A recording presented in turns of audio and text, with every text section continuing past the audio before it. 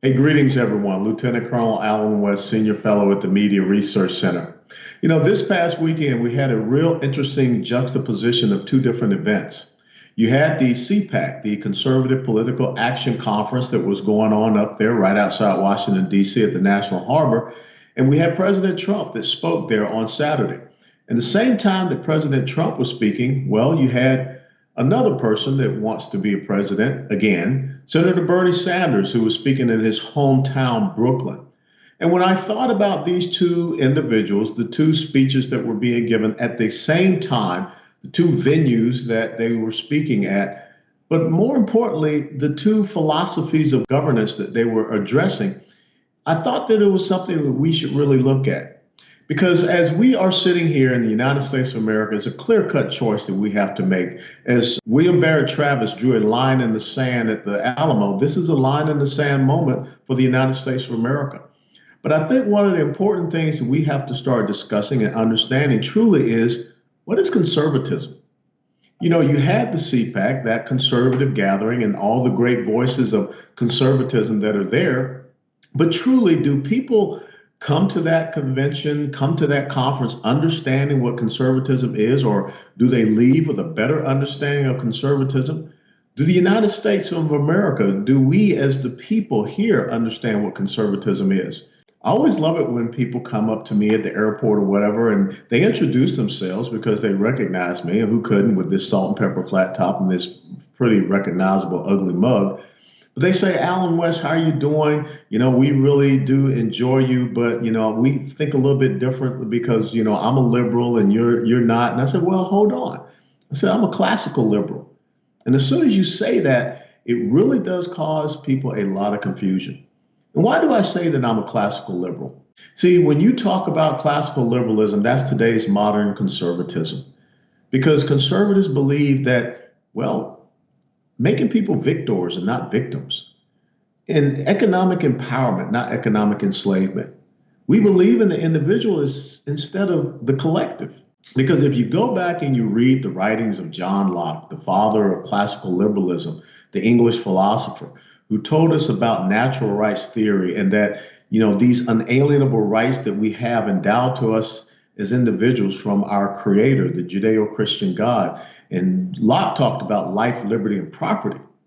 Well, of course, Thomas Jefferson, who was reading Locke, wrote in the Declaration of Independence of these rights that we have endowed by our creator of life, liberty, and the pursuit of happiness. See, classical liberalism is all about the individual.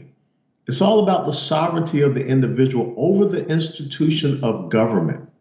But somehow along the way, we allowed the left to steal that word liberal and use it for their own gain. And if you go back and you listen to all the things that Bernie Sanders was talking about, first of all, he comes off as a pretty angry guy. But he is not talking about the individual being empowered over the institution of government. He is talking about rights, once again, being granted to you from government. See, that's the difference that we have to come to understand, is that this thing that people call themselves liberals, they're not really liberals. And even the word progressive. Now, who would not want to be called a progressive? Because progressive means moving forward, correct? But when you think about the policies of progressives, and I like to call them progressive socialists, it's about regression of the rights of the individual. So your rights are only defined by what they think they can grant you. It is not about a Judeo-Christian creator and the rights that are inalienable to you. And here we are 43 some odd years later, ceding over those rights and freedoms and liberties that we have. So when we think about CPAC, what was CPAC emphasizing? Individualism over collectivism. Because what progressive socialists see are not you as a person. They see you as part of some type of demographic.